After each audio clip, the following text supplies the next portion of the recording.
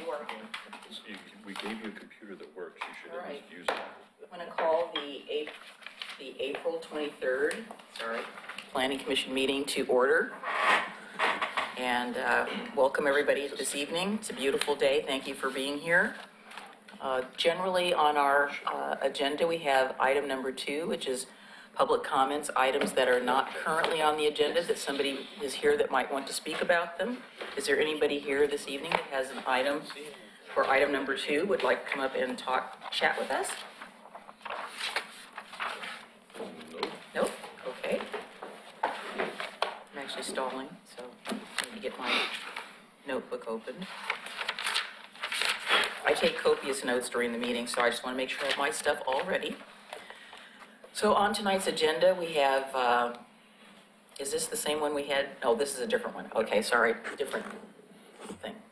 We have on our agenda tonight PC 18057 and AN 1705, ZC 1706, and TP 1709. Annexation of 2.98 acre property on Leland Road in the city limits of Oregon City, and a zone change from Clackamas County future urbanizable 10 acre minimum RFU 10 to R6 single family dwelling, and a subdivision of 12 lots called allegedly Dodson Farms. So gentlemen, has anybody have any ex parte contacts to declare, site visits, any other contacts with regard to this application? Start with you, Tom. Nothing in the slightest. Ditto. Ooh, ditto. Mr. Robert. I visited the site today and have not, no ex parte contact of any kind. Nothing to declare. Okay. And I am familiar with the site. I did not visit it this week, but I know generally where it is, and I have not talked to anybody with regard to this particular application or had any ex parte contacts, even in Fred Meyer. For once, I shopped in peace. Nobody came up and talked to me about any applications. We're not moving the meeting to aisle 3? No, I'm over on the aisle with the green green leaves. Okay. That's usually where I'm shopping. Okay. So those of you who shop at Fred Meyer know where the green leaves are. All right, so hearing that we don't have any contacts, I will, those of you who've been here before know this script by heart, probably by now, so just follow along. So this is the first quasi-judicial public hearing on this particular item. I've already read the file numbers. Staff report has been prepared and made available to the public 7 days prior to the first public hearing. Staff report identifies approval criteria that addresses each of the applicant's proposals. Staff has analyzed that criteria, which is contained in the staff report. The hearing procedure that the commission will follow is set out in state law and the Oregon City Municipal Code. Quote, Vanna, would you please point to the thing there? So the hearing procedure shown on the chart that Damon just pointed to. Anyone wishing to speak should fill out a speaker's card and give it to the planning staff, which I have a couple. Speakers will proceed in the order in which their card is received, or if Pete mixes them up, then I'll just get them when I get them. So the city will notify you of its final decision, so make sure that your name and address are on the card so we can notify you. For the public record, please begin all testimony stating your name. Testimony and evidence should be directed towards the applicable approval criteria. If you believe other criteria apply in addition to those addressed in the staff report, please identify and discuss those criteria and explain how and why you believe they apply to the application under consideration. A person may submit any written material while the record is open for each application. Any written material received by the city staff during the time period in which the record is open will be placed in the record. Written materials submitted during the public hearing must be presented to staff in order to be part of that record. And if a person is using PowerPoints, oversized boards, reports, pictures, or other exhibits used in the oral testimony to be placed in the record, please submit copies to the staff while the record is open. If they are not given to the staff, they will not be included as part of the public record. Any person wishing an continuance to present additional evidence or testimony to keep the record open or to respond to new evidence must make that request before the public hearing testimony portion of the hearing is closed. The Planning Commission makes a decision in which you disagree. Any issue you may wish to appeal must have been raised for consideration of the City Commission or LUBA or both. Without raising the issue on the record with sufficient specificity and accompanied by statements of evidence that the city and all parties can respond to, the issue will not be deemed appealable to the State Land Use Board of Appeals. In addition, the failure of an applicant to raise constitutional or other issues related to the proposed conditions of approval with sufficient specificity to allow the local government or its designee to respond to the issue precludes an action for damages in circuit court. So we've already talked about the ex parte and site visits. So Pete, are you giving the report, or Christina, are you giving the report? I am giving the report. Okay, thank you, Christina. She's the stand-in for Kelly. Thank you, Chairman of Planning Commissioners. As said, this is an annexation, subdivision, and zone change joint application. Well, background, this is an annexation, zone change to R6, and a 12-lot subdivision. There was a transportation analysis performed that estimated number of lots that could be developed for R6 and R10, and both were determined to meet the transportation planning rule. The property has been within the UGB since it was established by Metro in 1979, and through the subdivision staff report, staff found that all utilities can be conditionally constructed on site and do not create off-site impacts to our systems. This is located off of Leland Road. If you recall, about 3 months ago, Lindsay Ann Estates 2 was up in front of the Planning Commission, and that is just neighboring to the south. What? Lindsay Ann Neighboring to the Estates south. 2, and I don't have access. So this property right here, oops, sorry, Shows the same thing. hold on. There we go. This property right here was a 28-lot subdivision, Lindsay Ann Estates 2, that came in December of this year to the Planning Commission, November, and it went to R6 as well. So the subdivisions, Lindsay Ann Estates 2 are both R6. So despite this map showing that it is a completely R10. detached annexation with no contiguous bit to the city, it is not an accurate map. at this Correct. point. This is just recently been annexed, and we are just finalizing the process with the Secretary of State.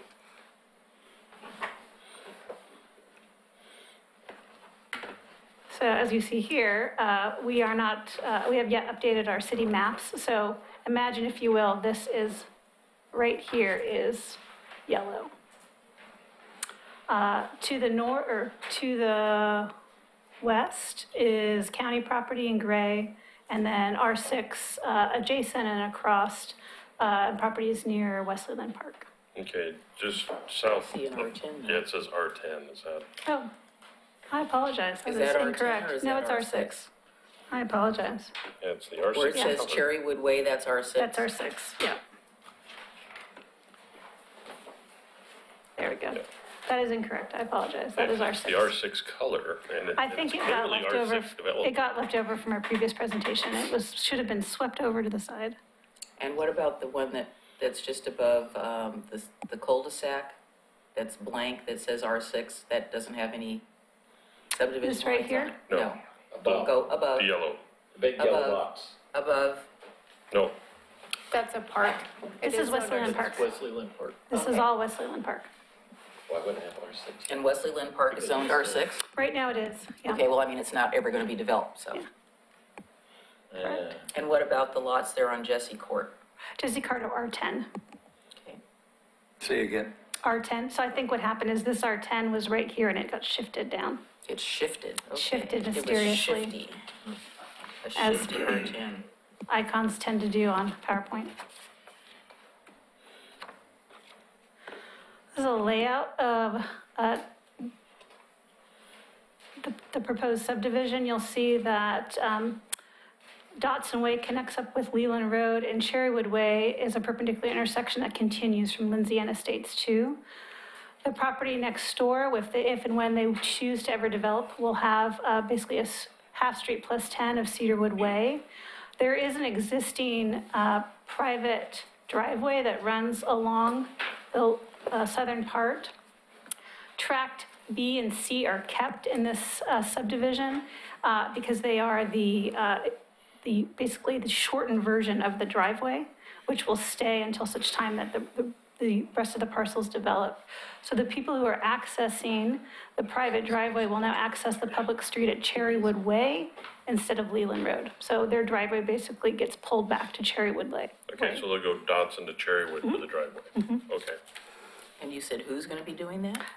There's property owners behind who Oh, share okay. a private But- driveway. But the people who whoever in the heck it is buys property in this, if they're not going to be using that.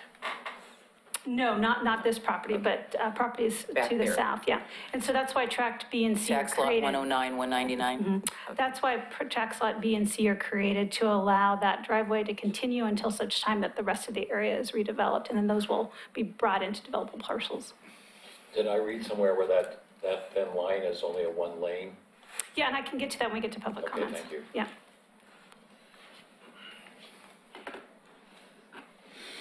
So this is a picture of the subject site. This is Leland Road.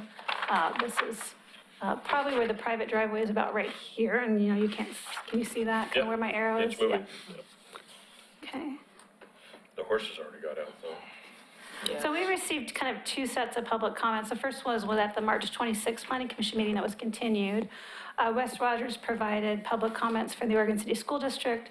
The proposal does not conflict with their interests. The district has limited capacity at Gaffney Lane Elementary. However, the few K through 5 students generated by 12 residential lots can concurrently be accommodated. Current enrollment forecasts may necessitate the addition of a modular classroom unit in a 3 to 5 year timeframe. We also received a public comment with no name, which has then,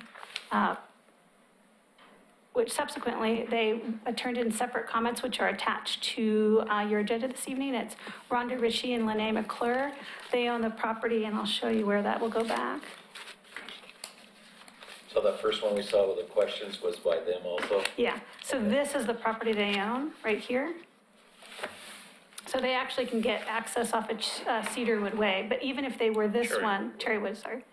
Even if they were this one, they would still gain access off of the private drive. I guess they could still use the private drive and get access to Cherrywood Way. So their comments kind of broken into two separate categories. One kind of related to tree removal, traffic utilities, construction noise pollution, and the urban growth boundary. And staff finds that our subdivision design and construction criteria, kind of clear objective standards about how these things are addressed. Our tree removal have a mitigation plan or a fee in lieu of. Traffic went through transportation analysis. Utilities have been identified to connect on site to their neighboring property when they choose to redevelop. Construction noise pollution is regulated by our Public Works construction policy, and this has been inside the urban growth boundary since 1979. Some of their other questions related to this private access easement, which is a driveway, a private driveway that is served by multiple properties. And in Oregon City, let's see. So as I said, the proposed subdivision kind of in a sense shortens the driveway, so it no longer enters into Leland Road, but to the new local street. So if the neighbors are worried about this transition of the private driveway through the construction project, I recommend that they work with the easement holder and understand what their rights and responsibilities are with the private access easement. The City of Oregon City cannot enforce private access easements. That is really up to the holders of the private access easement. But our Public Works Department can help with any coordination, but we can't enforce a public access So the easement. easement of that little driveway belongs to the one that's currently asking for annexation? Yeah, well, I don't know, I don't know who's the holder, but the properties, let me show you. This property, and this property all utilize this private driveway. Okay, And so it's a private access agreement between multiple private properties on using a private driveway. okay. So how that transitions for these neighboring properties where their driveway, instead of entering and exiting on Leland, the private driveway will now enter and exit on Cherrywood Way. And so that transition Mic's on. period Excuse me. of... Everybody's mic is on, as far as I know. No, his was not. I didn't, The transition period of going from the private driveway all the way down here to access Leland to construction of Dotson Way and Cherrywood Way to having it go here is really a coordination between the property owners, private property owners of the easement and working with the city Yeah, for their public obviously their improvements. concern is how they're going to get out Yeah. at any given time. So I have the applicant is available tonight to kind of give their proposal of how they think they're going to be able to do that. Where is their current driveway to get onto that easement? Right here. This is the current driveway. You It goes see it? I all mean, the no, way for down. this, That's the And same. that's it. This is it. So These properties. imagine the driveway runs right through here. no, what I meant is, where's their driveway to get onto this easement, this one here, the big, when there's not being I'd have to annexed look, in? let's look at the area. I'm just wondering how they get into that easement area. It's probably not paved, so it's probably just, see where their Yeah. house Have a is? gravel So this is driveway the there. driveway right here. You can't see it, but this is the Yeah. driveway that Okay. runs along by these trees. So no one has owned that all this time, it was just these two No, properties just it's owned, shared it? it's privately owned, but there is a private access easement on top of the private properties. Oftentimes, two property owners will create a private access easement that says, hey, you can use my driveway, but under these stipulations. So it's all private property.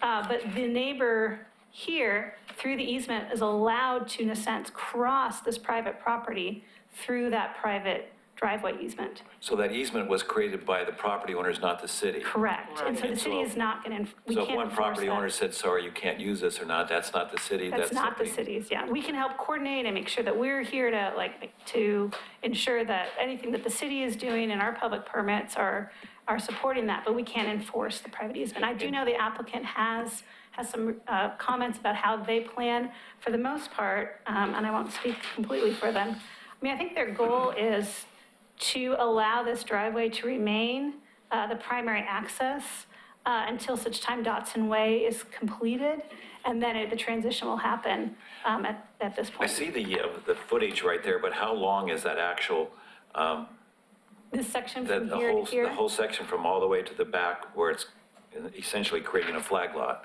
So this point forward, is that what you're Yes, asking? all the way back out, how long is that? 200, 250, 300, probably about 350 feet. Is that kind of typical city block? I'm not quite sure.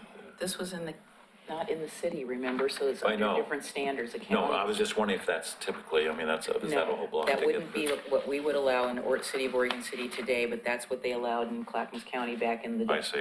That's what I'm trying to Yeah, figure out. Yeah, and this is not a subdivision. These are individual. individual lots who've chosen, they don't have a requirement to have frontage. They've chosen to provide a private access easement through private property to gain access. So the rights and responsibilities of that private access agreement are between those parties. And that's what I was asking. So if one of the parties decides they don't want it to happen, It's not part of this it's not application. something the city has any control Yeah. over? No. Yeah. And it could be blocked if somebody wanted to, if they didn't want to work together? Well, it depends on what the agreement is. Yeah. There may be. I don't know, I'm just asking because I didn't understand how that, Two people Easement. enter to an agreement to say, as she said, you can use my driveway, here are the conditions. They Right. sign an agreement, gets recorded, and it's a private access. but it could So change. one person cannot all of a sudden block the access, because I suspect there's something within that says, until such time as you provide me with some other access, this is the access.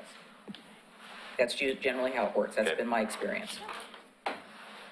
And we don't include it or review it as part of our review because it's not subject to any of our control. Any additional questions before I move on? Sorry, Oh, that's fine, those are all good questions. just want to understand. So that's kind of two main sets of criteria in front of you tonight and available on both staff reports are the metro boundary change criteria found in chapter 3.09 that talks about is this consistent with the state ORSs as well as our comprehensive plan and the Metro Regional Framework Plan. And does it promote and not interfere with the timely, orderly, and economic provisions of public facilities and services? And is it consistent with all the applicable criteria for the boundary change in question under state and local law? So we have provided staff findings and the staff report for that. And in Oregon City, our Title 14 is our annexation criteria, that the territory is included within the urban growth boundary, which it is. The territory is, upon annexation of the territory into the city, will be subject to the acknowledged comprehensive plan of the city of low-density residential. That's correct. At least one lot or parcel within the territory is contiguous to the city limits or is separate from the city limits only by a public right-of-way or body of water. With Lindsay N2 moving forward to annexation and actually through the Secretary of State's process, it is annexed. And the proposal conforms with all the requirements of the city ordinances. And so those are, then we have Title 17.68, our zone change criteria, that the proposal is consistent with the goals and policies of the comprehensive plan. We've done a public facilities analysis. The land uses authorized in the proposal are consistent with our existing and planned function and capacity and level of service. And our statewide planning goals are addressed if the comprehensive plan does not contain specific policies, which we do, so we can just rely on our adopted comprehensive plan. So those are the large criteria you're looking for this evening. I'm available to answer any questions. Both staff reports are available, and I know the applicant is here to answer any specific questions they may have. I think I saw where the comp plan designates this property as low-density Correct, residential. and there are 3 zones that correspond to that, R6, R8, and R10. So the applicant is requesting a zone change to R6. And that's within the low density. Correct, yeah, and it's also bounded by other properties that are R6, and they went through the transportation analysis that looked at R6 and R10. So I have a question about your last statement there. Just because something is adjacent to another zone doesn't mean that's automatically they get that zone. Right. So That is correct. I don't think that is not, I don't see that in the criteria. You are correct. Any questions, gentlemen? Not at this time. Okay. I got one. Yes, sir. On that easement, is that good public policy to include a private easement for the access for a subdivision? Because we're allowing a proposed access to public right-of-way, Cherrywood Way and Leland Way, using this private access road. Is that good public policy? Actually, I think I respond the opposite way, is what the applicant really is doing is just shortening an existing driveway. So instead of the driveway being accessed off of Leland Road for the 2 parcels behind, it's now accessed off of Cherrywood Way. Well, the same principle applies, though. Is it still good public policy to allow that to happen? Because wouldn't we be contributing to that by allowing an easement to act as a public right-of-way? It actually isn't. So think of it as a private driveway. So in Oregon City, all new parcels, all new lots created have to front a public street. So everything you see here in the subdivision that's proposed is fronting a public street and meeting our requirements. So we have 2 properties outside the urban growth boundary that have the access onto Leland Road. Now what the applicant is proposing is the new access is on the now closest public street. What's different is they've created tract B and C, which is the rest of the driveway that's on their property. And the idea is this will stay the driveway until such time that the property owners next door come into the city and want to redevelop. And those properties can change from tracts into developable parcels and be absorbed really into the next subdivision. So when you're asking, is this good city policy? I think we are creating a process that slowly, as this area develops, we remove these long private driveways and get them cooked up to city streets as close to their parcels as possible. Okay. And removing the driveway off of a busy arterial to a Correct. less busy, although still subdivision street, but it's, But at least the intersection is a new street-to-street intersection of Dotson Way and Leland Road.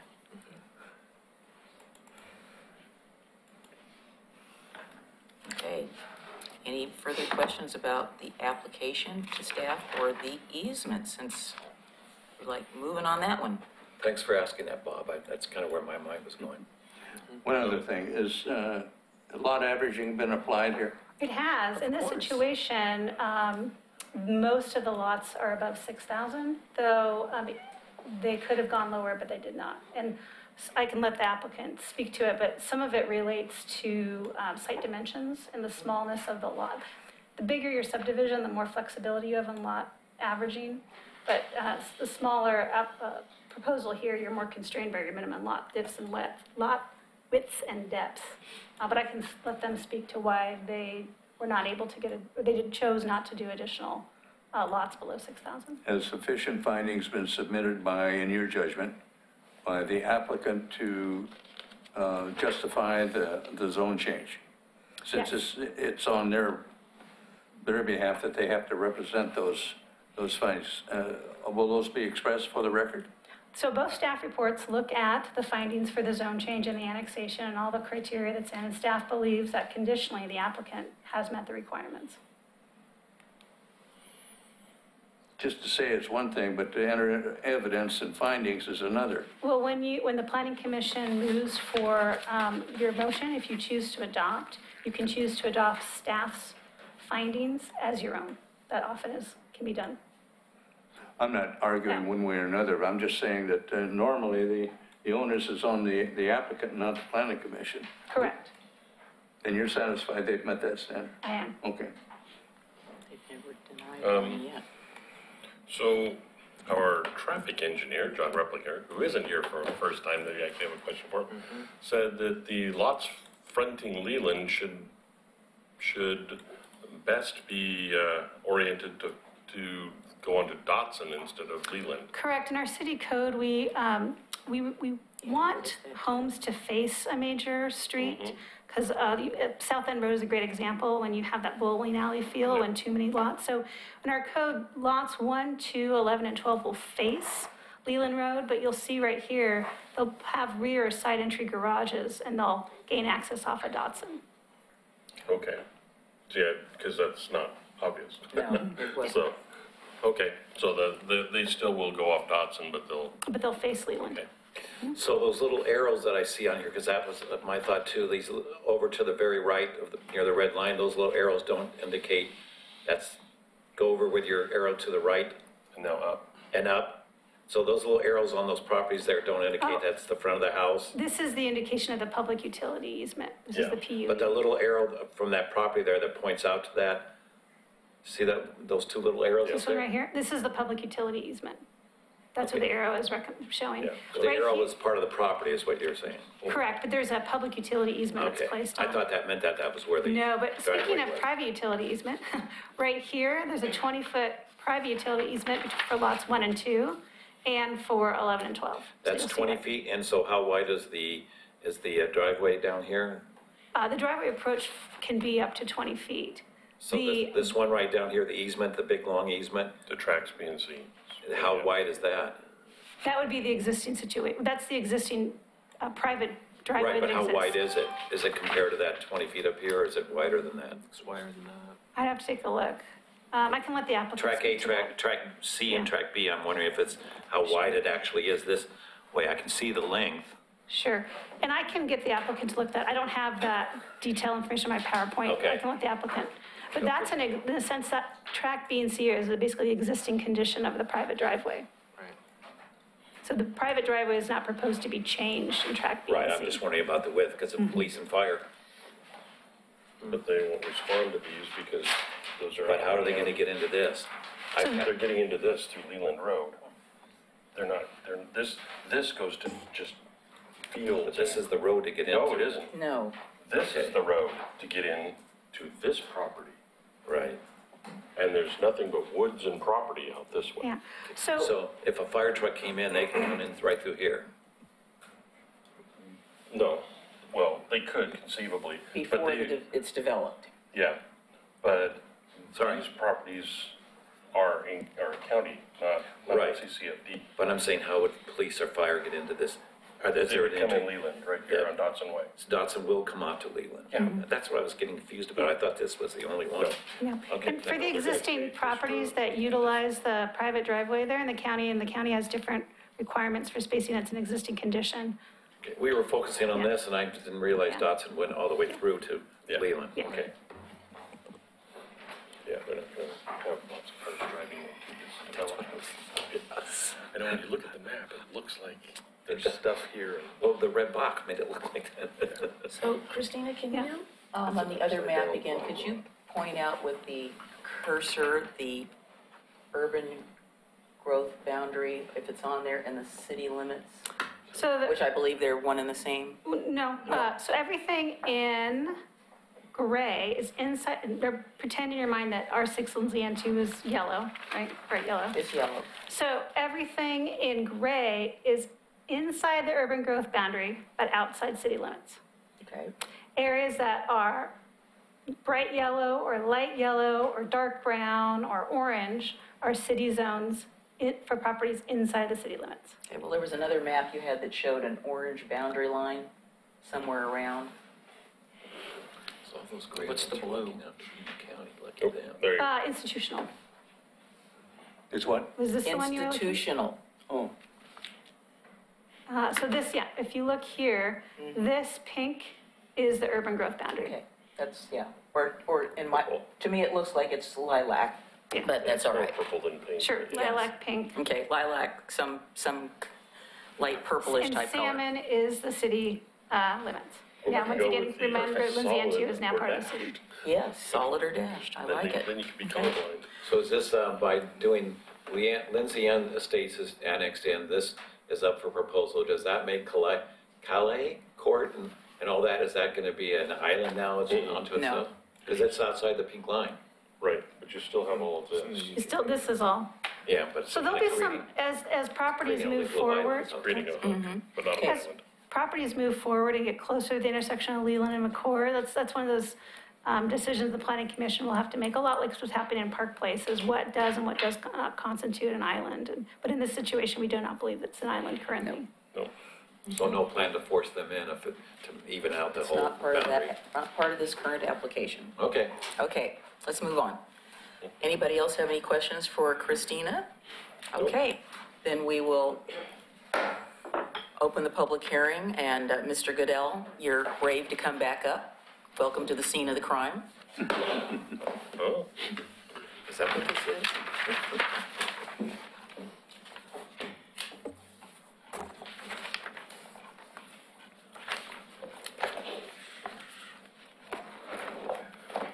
By the way, are the property owners here tonight?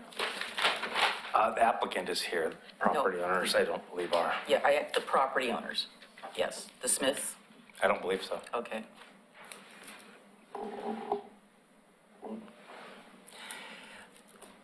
Good evening, Chairman Griff, members of the Planning Commission. My name is Chris Goodell with AKS Engineering and Forestry. We're here tonight working with the applicant, Oregon Builders and Restoration.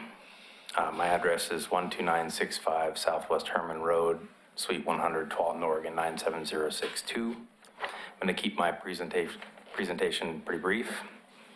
Staff provided a thorough report and presentation, and we prepared a very comprehensive application. I've got it here in front of me. It's 350 pages of findings, maps, studies, etc. A few things about the property. Is just under 3 acres in size, abutting the southwest side of South Leland Road, located just northwest of the approved Lindsay Estates 2 subdivision, which you can see on this map here. A little bit of information on Lindsay Estates 2 is obviously was approved by City Commission a while back. We've submitted for construction drawings last month, and so construction timeline for that project is this summer. As Christina mentioned, this property's been inside the urban growth boundary since it was established by Metro in 1979. It's designated low-density residential on the Oregon City Comprehensive Plan. So with this application, zone change to R6, it's consistent with the comprehensive plan, and it's also consistent with the development pattern to the south that was being established as part of Lindsay Estates 2, Ellis Estates, Marlowe Farms, all projects with residential detached homes, lot sizes generally around 6,000 square feet. The planned lots and Dotson Farms range in area from 5,854 square feet, that's lot 1, that's within 2% of 6,000 square feet. The average lot size is 6,682 square feet, and 11 of the 12 lots are larger than 6,000 square feet or equal to.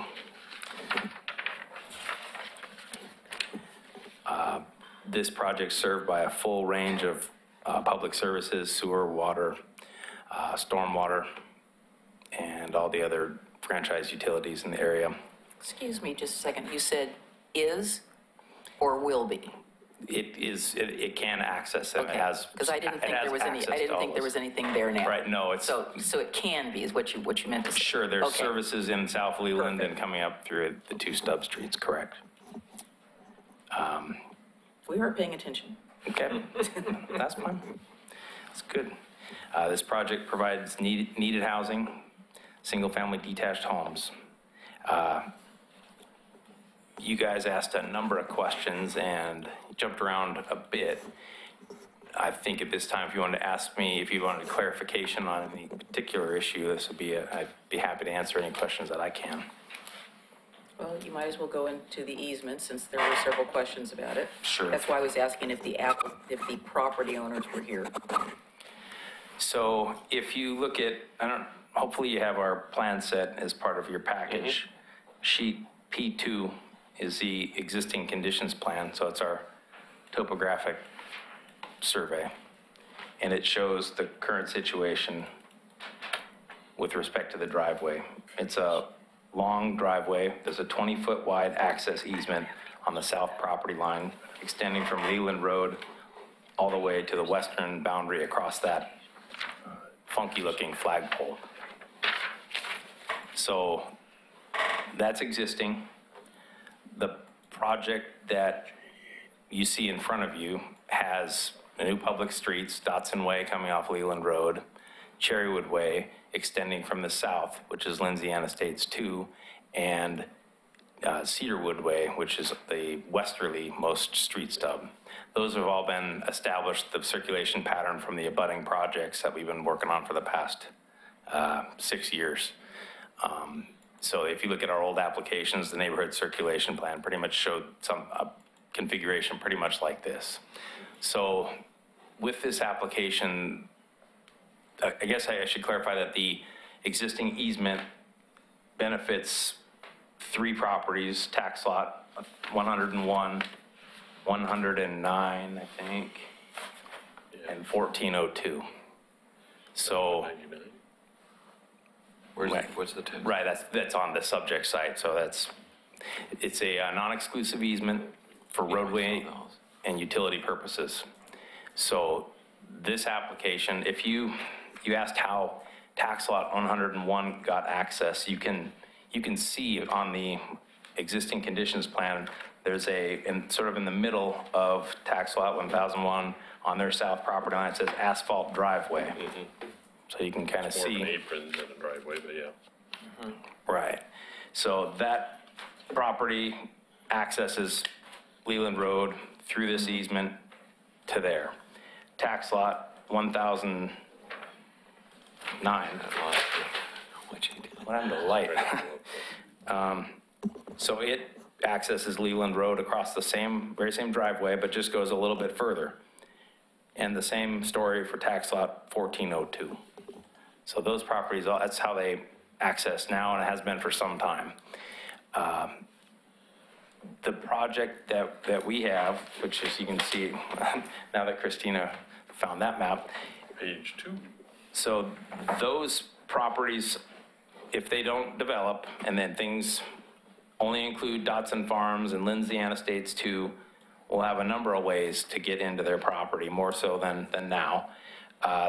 They'll be able to access Dotson Way from Leland Road from Dotson Way, Leland Road from Cherrywood Way from Miller Road, and across Tract B and Tract C, if you're those 2 end properties. So there's a variety of ways for folks to get to their properties. So would the Cedarwood Way that stubs into tax lot 101, would it be open then to the driveway, or will there be a barricade and so they wouldn't be able to use track C to Cedarwood, they'd have to go track B to Cherrywood? Most likely Cherrywood, that's up to the city as far, and typically you see the barrier, the big fence and says, But it's weird to have a driveway go by, so. yeah, and I've seen it both ways. I mean, more traditionally, you see the barrier fence saying this road will be extended upon future development, you know. Yeah, okay, I just didn't know what, since you're also doing Lindsay Estates, whether or not you had an intention to let them branch through that way also. It's the city engineering staff's call. It doesn't, I It mean, would whatever be- works best for everybody is what we'd like to do. But if it can't, it's a street stub and you can't access a street stub, then Okay, fair enough. I just wanted to know if there was a plan in place, so.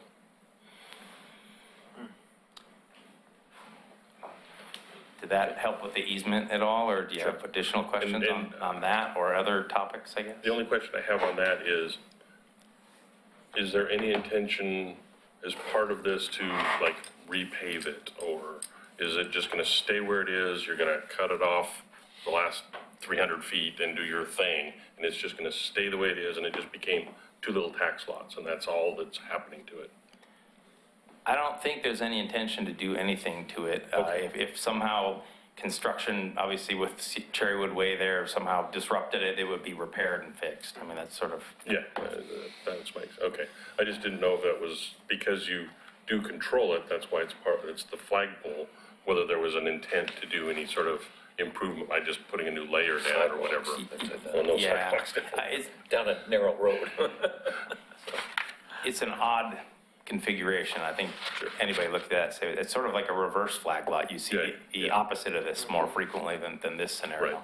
Right, but your intent is not to do anything to it Right. and then just have them come into Cherrywood and do their thing from wherever they go. That's correct. Okay, that's fine. I just wanted to know if So I'm new to this kind of a situation about the easement of this.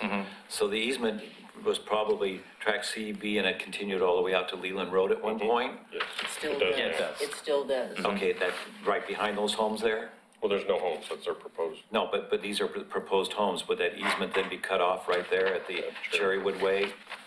You know what I'm asking? That's the idea. It does, I mean, there's a variety of ways to make it happen. So here's my question, again, not being familiar with this. An easement exists between all these people. Some people may have died, moved on, or whatever. When does that still easement recorded. get changed? I mean, would you have to go in and change that easement saying we're cutting it here?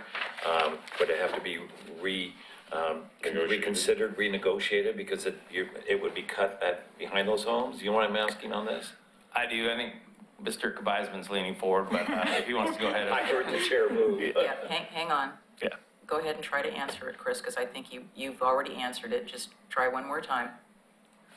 Who, me? Oh, yeah. Chris? The idea is that it would not go through all the way to Leland Road, but that's subject to discussions with that property owner. So well, that's why I was asking what would happen to the Right, I mean, original there's some easement. opportunity for negotiation. I mean, there's track B and C are sizable piece of property. I mean, there's Am I asking the wrong question? No, it's an appropriate question, and Well, I'm interested in the legal aspect of it. Even though the city's not involved. Right, I know so- that this is gonna impact somebody somewhere, and I keep wondering, what about these people who don't want to be a part of this? Would if I they may, be forced if I into may something? take some license here as chair, for once, I'm going to say, this doesn't have anything to do with the subdivision. Christina has explained it several times. This is a private easement. Access, we've been assured that access will be accommodated for the people who have the properties behind so that they will not. That's not what I'm It's asking. a legal deeded recorded document. It doesn't matter if somebody dies or anything. If it's That's not what I'm changed, asking. the people that are involved in it will go back and probably renegotiate. So what That's- is your now third question? The last part of that is more it. So we're gonna maybe approve an annexation that's gonna alter an existing easement is what No. I'm asking. It is No. if they don't have that easement all the No, it way is not out. going to alter the existing easement. Because the subdivision isn't in front of us yet. Once they sit down with the 3 or 4 landowners that can access that driveway and say, what is going to be the new driveway arrangement, then they'll That's the come back and say, well, you know what? We agreed that we're just gonna leave it where it is, so the houses are gonna move forward 20 feet. So I read the If they're- citizen comments, and the citizen comments come from these people here, and I'm sure they're concerned about what's gonna happen to their easement if we They're- approve an annexation. Yeah, well, And it may come later in the, No, and no, no, while we yeah. plan it later, but still, that easement's gonna impact them right now if But we the annex. easement is private between them and the property owners that are party to But it. if we annex it in, It's It different. doesn't No. change the easement. It's It still does not three different change properties. the The Right. city's process, the city has no authority to change the easement. It cannot and will not change the But if we easement. annex this in, we've It changed doesn't it. matter, you have not Be changed it. changed. The easement remains the same as it is, whatever it says. The annexation, the subdivision cannot and will not change that easement. The easement either accommodates a change in location, which I've seen, or it will have to be renegotiated. We don't know, and your job is not necessarily to look at how that easement's going to change, but does it provide sufficient No, access? the easement's gonna change, but what does the annexation do to it? It does nothing to the existing easement. The private real estate agreement, interest in land cannot be changed by the city planning commission or city council commission. But unless there's. It Okay. will not change that easement.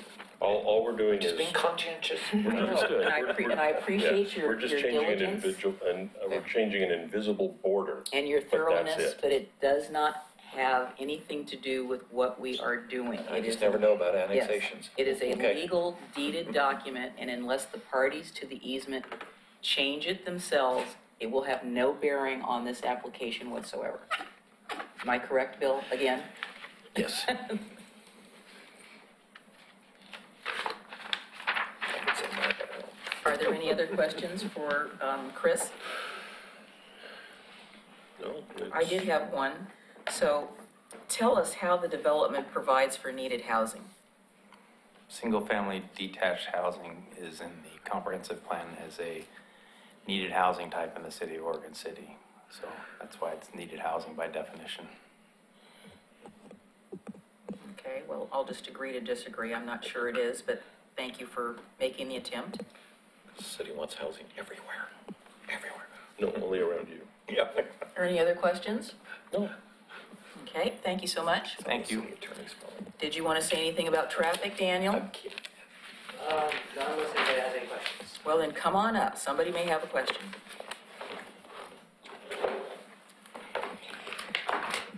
Okay, I am Daniel Stumpf. I'm representing Lancaster Engineering. Office is located at 321 Southwest 4th Avenue in Portland, Oregon. Any questions? No, my only traffic question was addressed by Christina when she said, nope, no driveways. Yeah, that's good. So thanks for coming up. Okay. Is there anyone else who'd like to testify? I had asked earlier, I said, Chris mentioned that the applicant was here, and I was asking about the property owner. Who is the applicant? That's just a generic business name. Come on up, tell us who you are. I'd like to put a name to a face. Yeah, I think you know me. Rick Dodson, address 19695 South Leyland. I'm in behind. Okay. Anybody have any questions?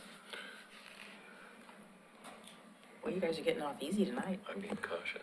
Mr. Mahoney, No question. Mr. Hankin. It's one of the Mr. most Guile. straightforward ones we got. Oh, I think I've asked enough.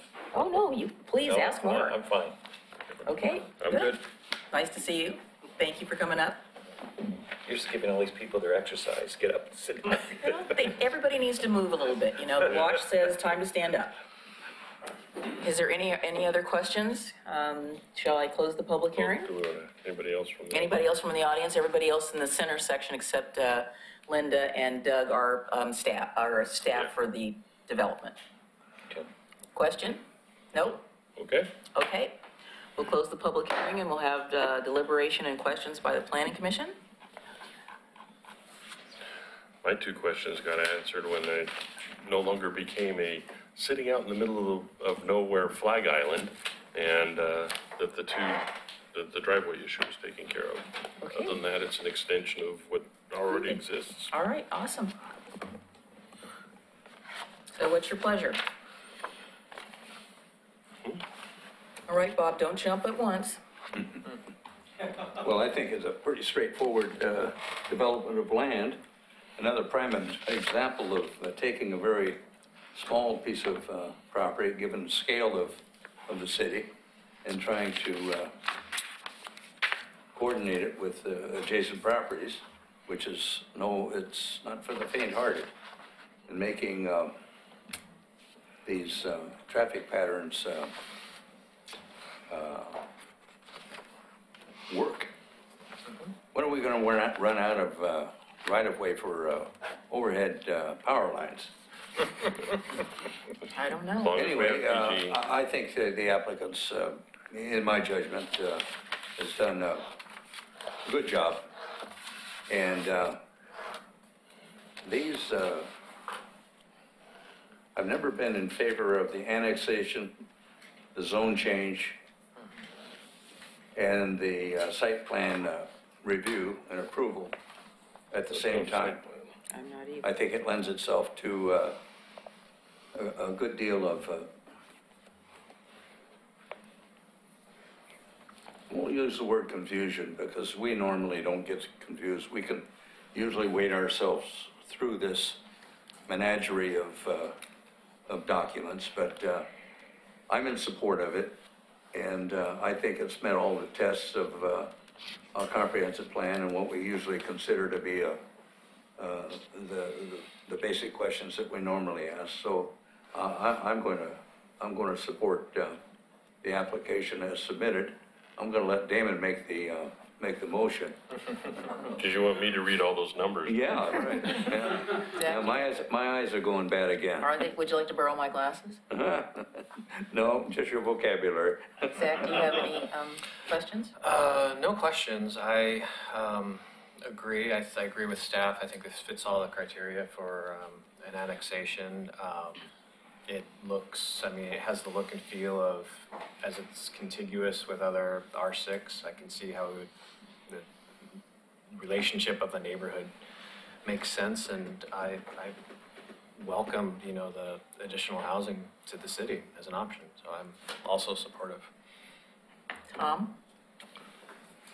Well, in spite of opinions to the contrary, never let it be said that I don't support some annexation, so I will support this one. Anything from you?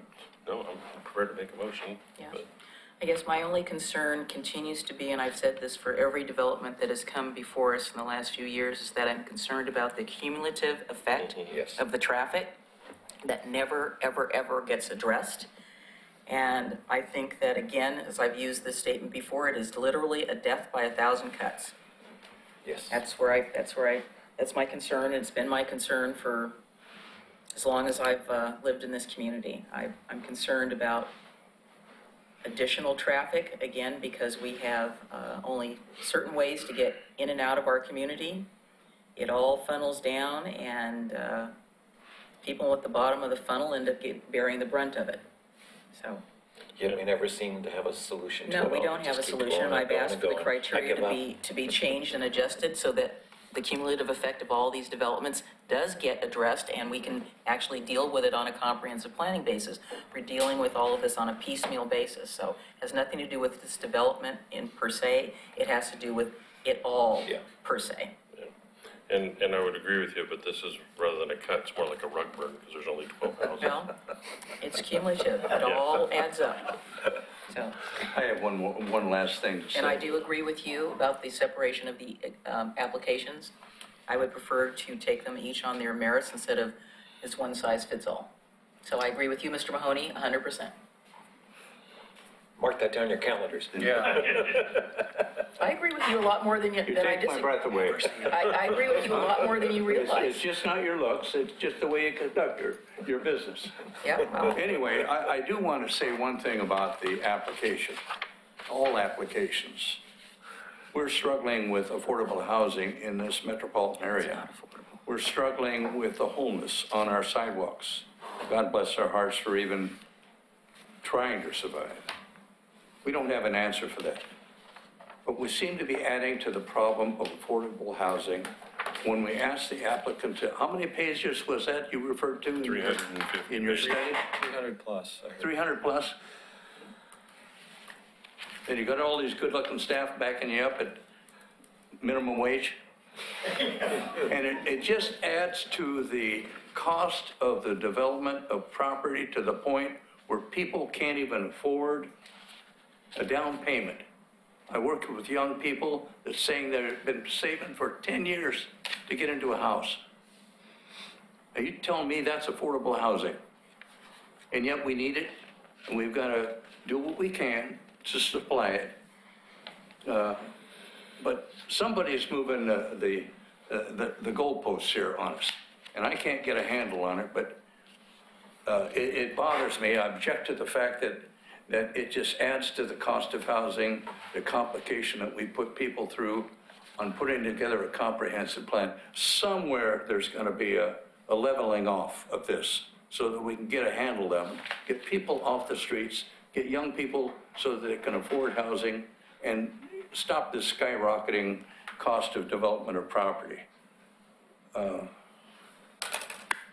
done. Bob, this is going to be a perfect segue for later on. We'll be talking about equitable housing, and I think both you and I know that single-family housing today and the cost of what it is, it's not affordable. I can't even afford to live in a house that I'm living in. I couldn't buy it You again. can buy it today? Yep. Yeah. You know, if I was to move out of my house, I'd go have to find someplace else.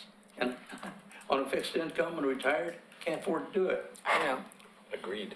But By we don't have any definition, we'd have to incentives to find make, to someplace allow else. people to do other things other than what we're getting, which is basically single-family We're making the detached. same old mistakes that they did in LA. Yeah. All right, Mr. Maybe, please make your motion slowly and carefully so that staff can get it down. I suspect they already have it written down. Move approval of AN 1705, ZC 1706, and TP 1709. The staff report as submitted, revised By and the way, I submitted. didn't say anything about the trees. I hope I you know. noticed that. I was wondering. You want to second this? Well, the trees went all into that 350-page report. I know. Commissioner Mahoney, Aye. Commissioner Henkin, Aye. Commissioner McGriff, Chair McGriff, She's I'm not- last. you're last. Oh, it's called the chair last. Commissioner Maybe, Aye. Commissioner Guile, Aye. Chair McGriff. No. You've registered your Motion protest. passed. All right, let's move on. Item Go 3B, forth and build. PC 18058, CD 1801, code interpretation to allow structured parking on a pre-existing non-conforming use for Lithia Subaru, Oregon City. We are going to be adopting findings, so I don't know how much we need to go into this. You sent these out ahead of time, and I, for one, am ready to go directly to a motion unless somebody has any questions. I was not able to, the second bullet, which is my thing about accessed at grade, Didn't get in there? no, it's there. But it wasn't necessarily that it was being accessed at grade, it's that it wasn't being built above grade. Okay, so you would like that change? Is well, designed to be, is designed to not be above grade is what you wanted to say, correct? Right. that- Okay, so that- we need to take out the to be accessed, then- or accessed, not Then to designed. be, is designed to be not built above grade. Well, we don't want to have a double negative, so Right. it's designed to not be above grade. Does that make sense to what we were talking about? Where are you Yes. pulling that from?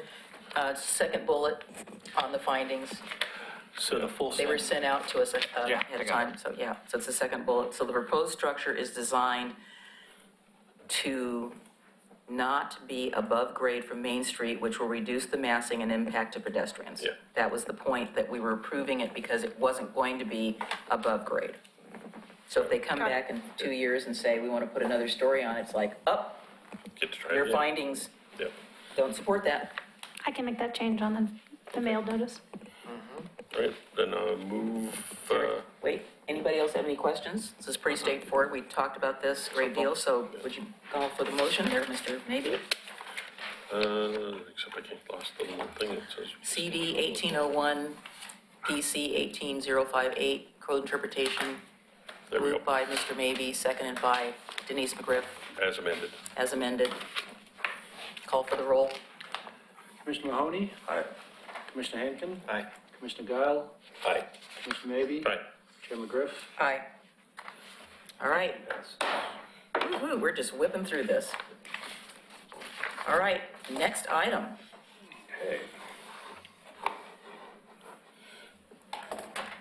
Communications. Christina.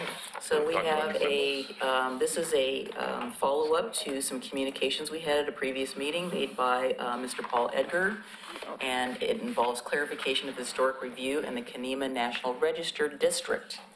So I believe the question had to do with what are we reviewing in the National Register District? What's protected, essentially. Yeah.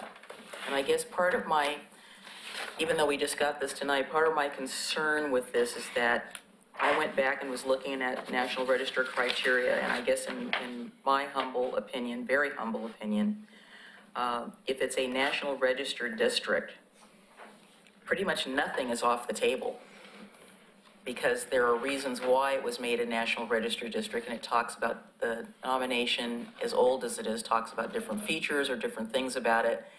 And I'd probably take the view that I'd rather err on the side of being conservative rather than saying I would include everything as opposed to excluding everything. So I just, like I said, I just went back through and read all the national criteria stuff, looked at some of the stuff from the keeper of the register, and it's very broad if you're in a national register. And I would not say the same thing about the McLaughlin Conservation District, because I think that is more limited and very narrowly focused. Take it away. Thank you. I've attempted to provide some background on designation. This is a much larger topic. I think that if the Planning Commission wants to schedule a meeting with the Historic Review Board, that would be a great future work session. I know Pete has equitable housing tonight, and I know sometimes this can be a little bit of a rabbit hole. So I'll kind of provide a little bit of overview, and then I think if this wants to be moved forward, it really makes sense to bring the Historic Review Board into this discussion. But I can tell you what today, how we interpret our code and what our code says, and the nexus of where there's ability for the Historic Review Board and or staff to make decisions. If there's proposals for changes, that's a separate work session and work program with the Historic Review Board. Mr. Edgar identified ORS 358.475 through 565, and that's an ORS identified historic properties. A lot of the definitions and code sections for that deal with the special assessment program through the state of Oregon, and so that is where the state has some tax freezes and reduction in state property taxes through the state special assessment program. You have to be on the National Register. You have to submit a preservation plan. So a lot of those code sections, and while I gave you a hard copy, Laura Torrey can send you the electronic version. Everything in blue actually are links. So you can click on those links when you receive the email. But those ORSs are really to help the state of Oregon administer their own programs. So Oregon City is a certified local government, which is a certified program through the National Park Service, administered through the State Historic Preservation Office. We are an acknowledged CLG. We have a city survey and inventory as well as a ordinance. Ordinance is in compliance with the requirements for the certified local government as well as our Goal 5 requirements. So a lot of the definitions that Mr. Edgar identified weren't also adopted by the city, but I didn't see any conflict with any of their definitions. They just weren't adopted by us. The definition we do have actually, and I think is relevant to what the city can review, is our definition of 17.04575 historic site. An historic site means the structure and the property surrounding a landmark, a structure in a historic district, or a designated structure in a conservation district. So there are a lot of non-house structures in Kenema. So for example, the rock wall, those rock walls and the staircase in Kenema, those are structures that are regulated because they're been inventory identified in the Kenema National Register District. There's been some talk about the waterworks, which currently doesn't have an inventory. It's on private property. But if it is a structure and is over 50 years old, we can create an inventory for it. We would regulate it just like any other structure over 50 years old that has significance for the site that's located in the district. So those we do review. So be it a staircase, a rock wall, or a house, if it's over 50 years old, the Historic Review Board does regulate it. Things that the Historic Review Board does not regulate outside of the new construction process or work within the right-of-way are things like rock outcroppings or a grove of trees on the historic level. So if you're looking at new construction. So what if the grove of trees is on a site as defined in the code? So if you go back to what a historic site means, a structure in an historic district. So a grove of trees is not a structure in an So what historic if the district. grove of trees is mentioned in the National Register nomination? So this is sort of the question. I don't have a nexus as staff to regulate that. I understand what you're saying, it's identified, and this is where I can, and I'll talk about new construction where we do have a nexus to look at it. So in our design guidelines for new construction, when an applicant comes in and proposes new construction, which is a standalone building or in a conservation district, an addition of more than 30% the size of a non-designated structure, the Historic Review Board is looking at the appropriateness of the proposed construction on the affecting the district. So understanding the context of the district, be it, Kenema has a lot of trees, it's on a hillside, it has outcroppings, it has, all the different kind of non-structural elements. Historic Review Board can take that into account when they review new construction, how those other elements may play into the appropriateness of that new construction. And the Historic Review Board often requires mitigation trees, or you can't cut that tree down, or you need to plant 4 trees here in this elevation because we don't want to see it from, this right of way. So that's that context. The Historic Review Board can look at new construction. They can put conditions of approval within the new construction process.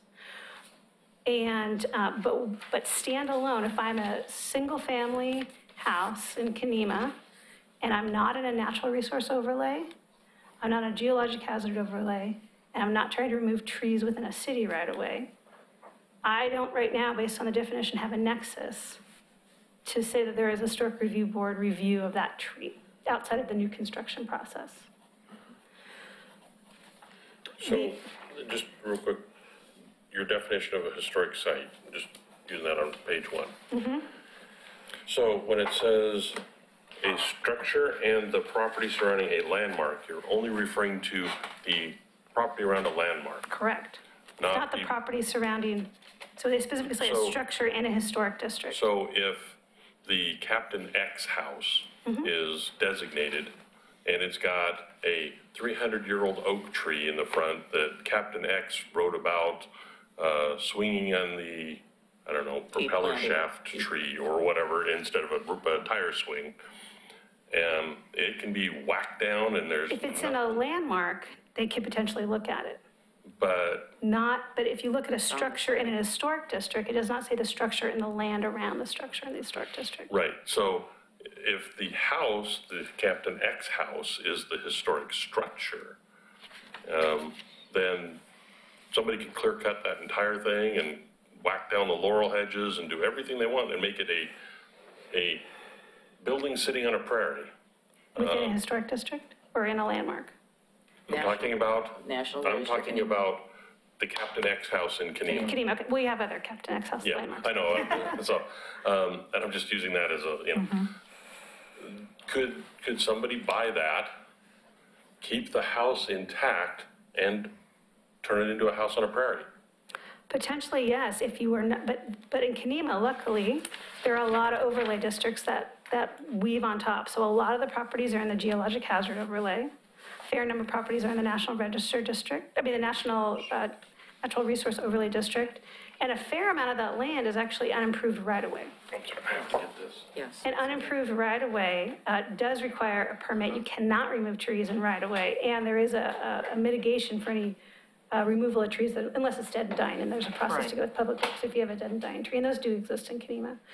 So if you take out those areas, because they're all I do not have a nexus based on our adopted definitions. And you're using the word nexus how? In the sense of how a Historic Review Board or Historic Review Board staff could deny the removal of tree not in an environmental overlay zone or in right-of-way. A trigger. The other piece, there are other, Historic Review Board has policies for other things that can be moved forward without Historic Review approval, and I have those on the last page. Those are not exhaustive, but it's kind of the top list. Historic Review Board policies were adopted by the Historic Review Board about 1986.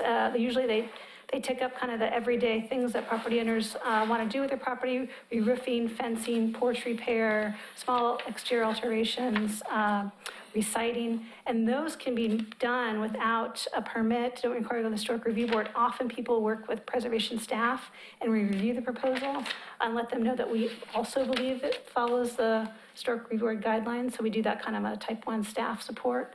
But those are the items that don't require Historic Review Board approval as well.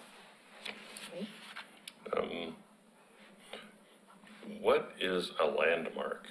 A landmark is an individually designated structure located outside of a historic district. So in Oregon City, we have the McLaughlin Conservation District, the Kenema Historic District, and we have about 80-something individual landmarks. The Captain McCarver House is a great example, the Ainsworth House. There are kind of scattered all around the city. In a sense, they are a tax lot onto himself. Like the overlay zone is just on the tax lot as a landmark. But what is the landmark? Well, based on the definition, if we go back, a historic site means the structure and the property surrounding a landmark, comma, a structure in a historic district. So they say the structure and the property surrounding a landmark. So Right, so what is a landmark? The landmark is the structure that is individually designated and the property that surrounds it. So we can So- use my house as an example. So Well, no, my house is a landmark. No, your house is a designated historic site. It is a historic site, not a landmark. Landmarks are identified as properties outside of the two Well, historic I districts. think of it as a landmark, but anyway. Okay, so that's what I needed to know. Landmarks aren't in Kenema or McLaughlin. Correct. Can a landmark be a thing, like the hanging tree from the Cayuse Wars? We would have to take a look at if you look back at to designate a landmark, and I don't think I had here, I didn't take all of our code, but you'd look at what just like when you put a property on the National Register, this is a local designation, so we've adopted our own designation of what the criteria to use to review a local landmark. Now remember, it is owner consent. So an owner would come in and say, we want to do this. And I don't believe a natural feature, just like a natural feature would not be eligible on the National Register. It has to be a man-made structure. Now cultural landscape could potentially be, but that's a whole, you don't have, that's a larger, like a 20-acre farm property out in kind of Wheeler, Oregon. So we tried to get the Abernathy elm designated, which it's a tree. It's not a structure, but it's a feature. Right, and I don't believe that was successful. Did it not meet the National Well, Register it criteria? did, but unfortunately, we didn't ever remove it. Basically, it basically died on its Yeah. own volition. So, I'm not the expert. But the site is still there. Yeah. We still recognize that. So I'm not an expert on adopting natural resources as on the National Register. There's a lot of things that I know, talking to SHPO staff, the State Historic Preservation Office staff, they would say that's not eligible. We'd have to get down to one where it actually was, but I think I want to let everyone know that walls, stairs, anything that's constructed, a bridge, those are all structures that can be listed on the National Register and as well be locally designated.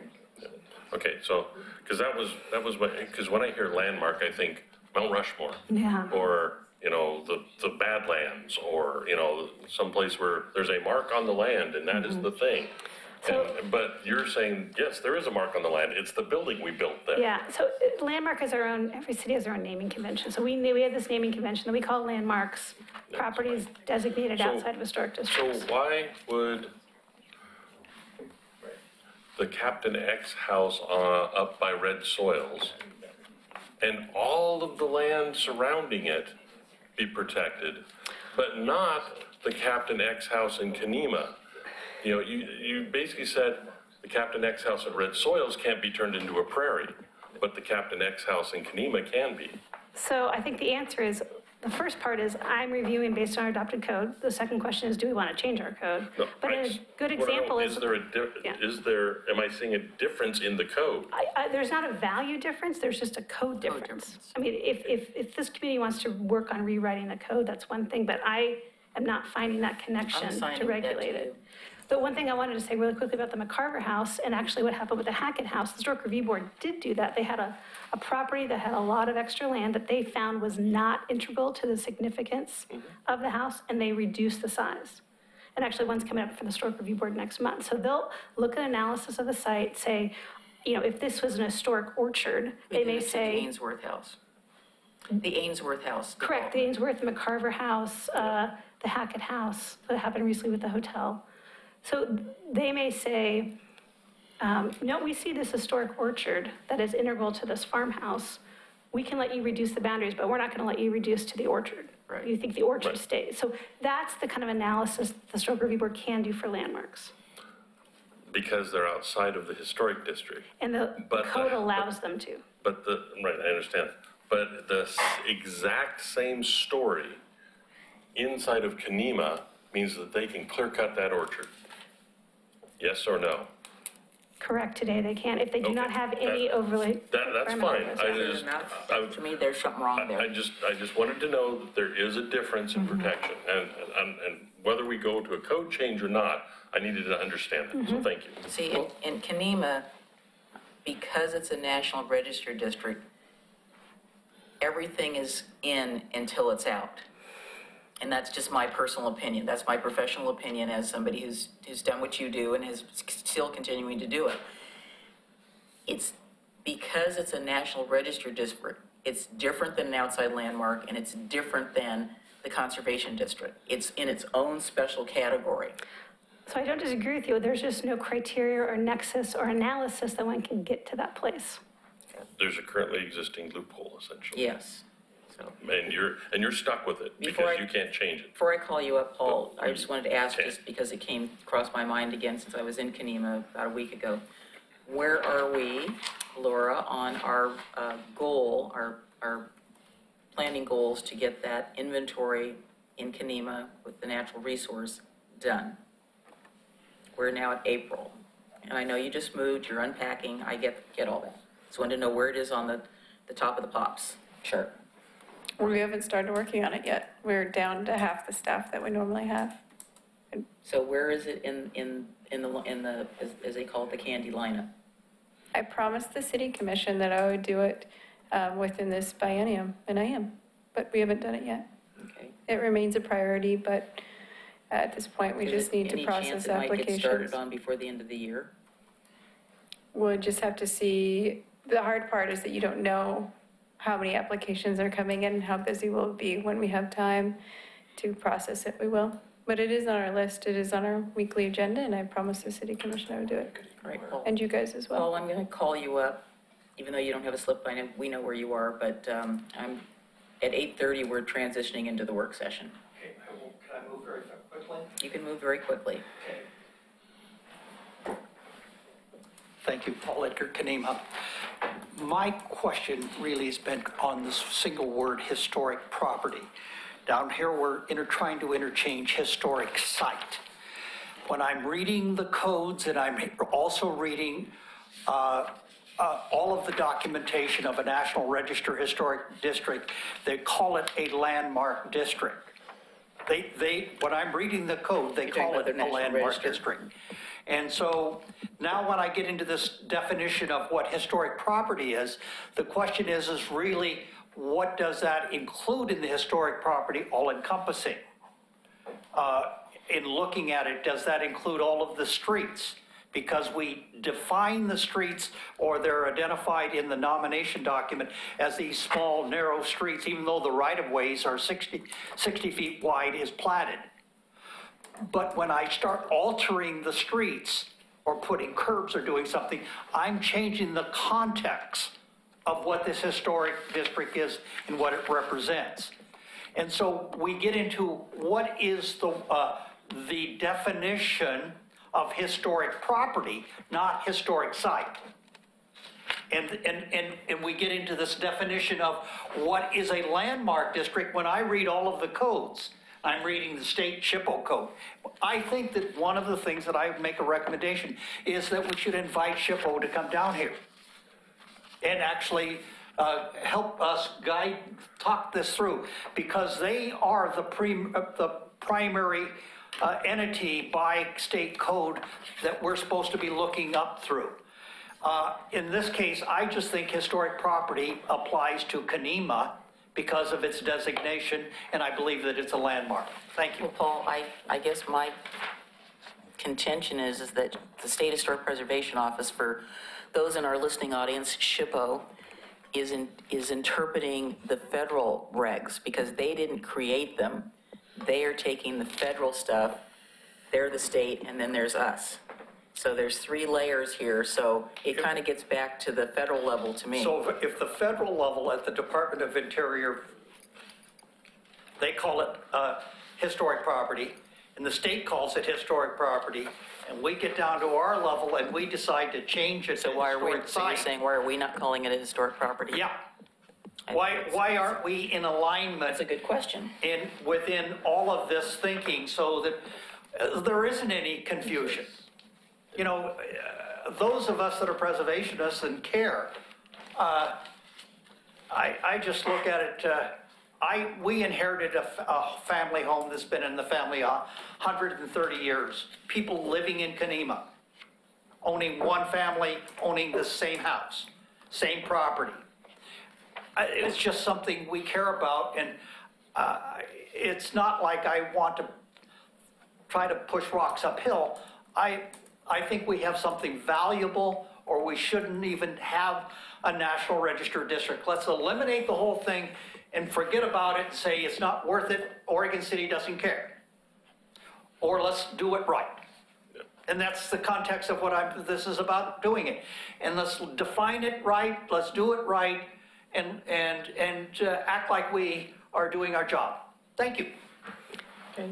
I got a question, Denise.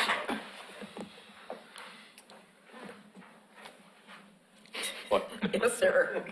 Yes, sir. Oh, I thought you were giving a signal to the batter or something. I am. It's 2 strikes. Okay. Batter on third. Bring them home. Runner on third, I hope. Runner on third, yes.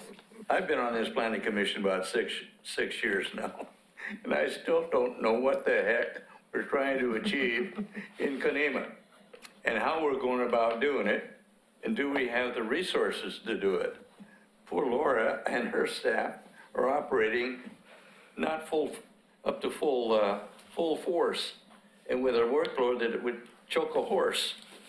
And we're adding to it, and I want to know what we're trying to achieve there, how we're going to go about doing it, and what it takes to get it done.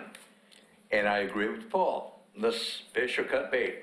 Let's define what we're about, what our business is about, and whether or not we can achieve it with the resources that we have.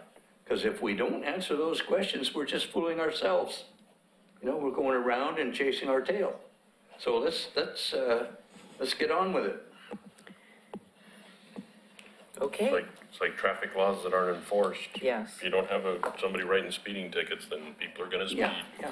Christina has a quick response, and then I'll sum up the rest of Yeah, my just real communication. quick, I mean, there's a lot of issues swirling around here, and once again, you know, the Historic Review Board should definitely be involved in any conversations. And I know there has been requests by Mr. Egger in the past about making changes to our code or design guidelines, and the Historic Review Board, it was open as a work plan, but they haven't seen a resounding request by the community for that to happen. The second Do we have to have a resounding They request? haven't by heard the really, community? they haven't seen the Kenema Neighborhood Association, they haven't seen, when Mr. Egger has come to them and kind of made a request for a work plan item, they kind of responded back to Mr. Egger asking if they heard one person, are there more people in the neighborhood that also feel like this? Are there more people who want to see this as a work plan item? And I don't think the Historic Review Board has felt confident that there is a group of people in Kenema that are feeling that that is something they want to move forward. The Neighbor Association has not responded to that in a positive sense.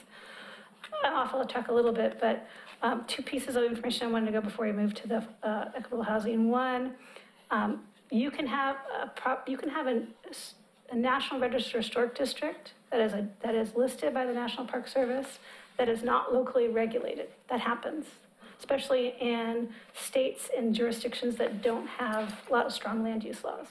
So the fact that we regulate an historic district is a secondary process that we want to do. A National Register designation is an honorary designation because you've identified that you've met a criteria.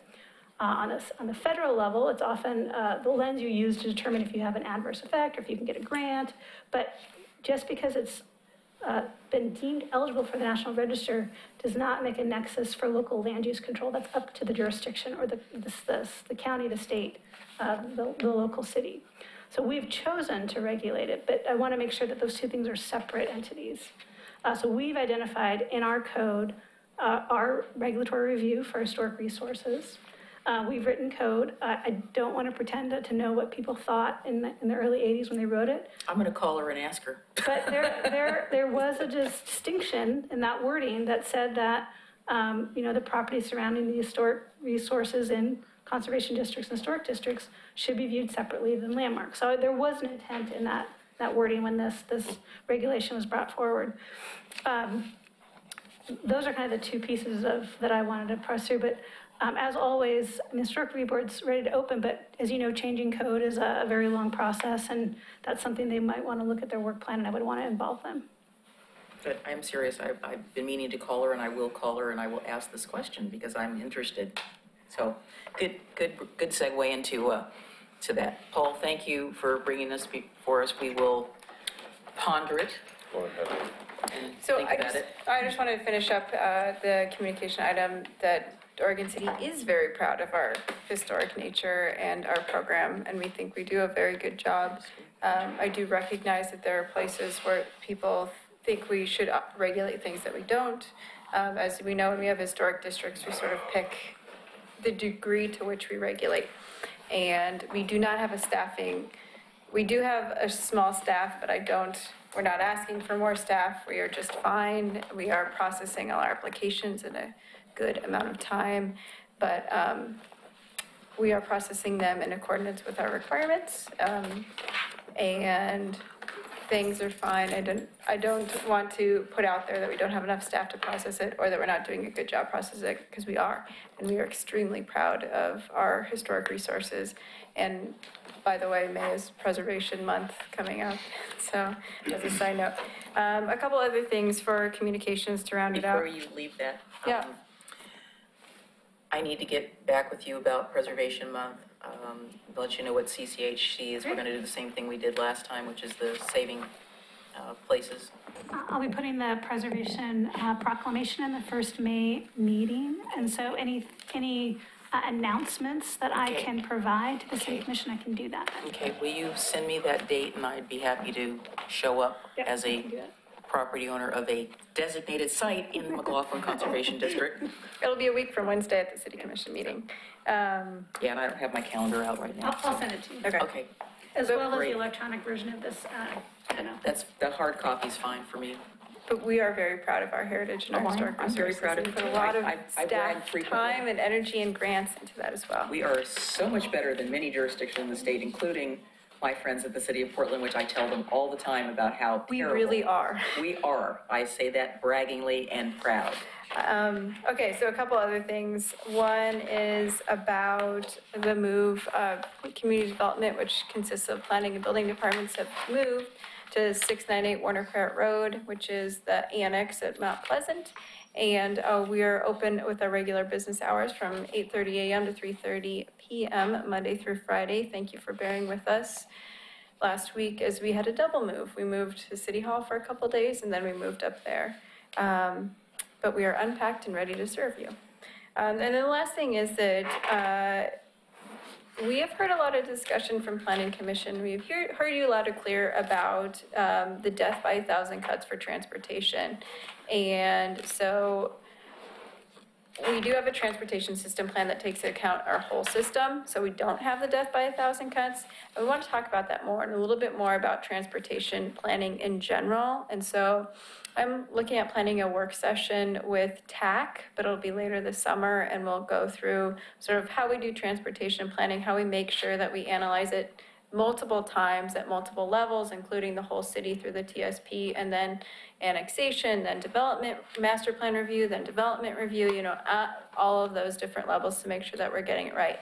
So I do hear the many concerns from the Planning Commission regarding transportation planning, and I want to chat about it more and make sure that we're all up to the speed about where we are and where we're going. And that's all I have for communications. Thanks, Laura. Why not include the city commission in a work session with the planning commission and TAC? Oh, my God. Yeah, we could take a look at. It's too many cats to herd. They don't listen to the planning commission anyway. We can take a look at any options or do different options with different commissions as so needed. I appreciate that we would be, and I have asked for us to meet with TAC again.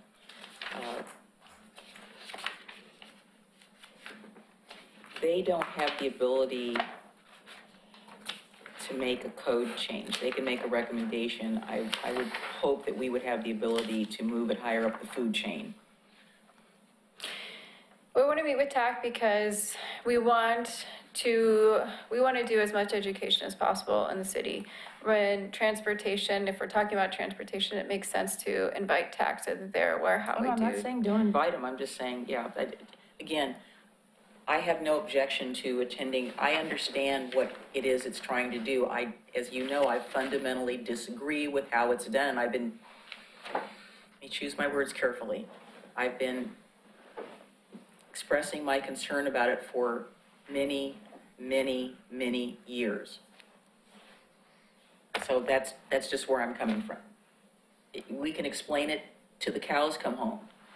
It still doesn't address the concern that we keep hearing as a commission from our constituents, and it's the same thing. Their comments get completely disregarded. Yep. They are dismissed because they don't know what they're talking about, because they're not traffic engineers. Our comments are getting dismissed. We're not traffic engineers, but we're adjudicating it on some level. And again, I respectfully disagree with my colleagues in the transportation field, and I beg your humble forgiveness if you're watching this. I don't agree with how you do it, because to me, it's not comprehensive. And as the planner, I'm thinking holistically about how the whole package fits together, not just this development, that development, this development, that development. It's kind of what happens when as she used the word, I love that tonight, nexus of everything comes together. You know, does the whole thing implode? Does it blow up? I don't know. We keep moving the goalposts, so it's not blowing up yet, but, you know, when I moved here many years ago, Highway 213 was over capacity. It's still over capacity, in my opinion, and again, that's just my opinion. I'm one small little pebble in the big pile, and we just keep moving the goalpost. We don't have enough money, we don't have enough time, we don't have enough anything, and we're, as Bob likes to say, we keep kicking the can down the road. We're still kicking it down the road. And again, so let's move on to equitable housing. There's no reply to this. It's just my frustration with the entire way that we do transportation in this city and the region. And I see that the professionals give their advice, but they don't live in those areas where the people who have come somewhere. Well, it has nothing about whether they live there or not. When we've asked questions like, well, have you gone out there and observed the traffic? Well, no. The people who live there have to live with it. They don't do that. So, Pete, we'd love to hear this. This is the most exciting. Yes, let's adjourn the meeting and go into the work session. That meeting. Okay. And we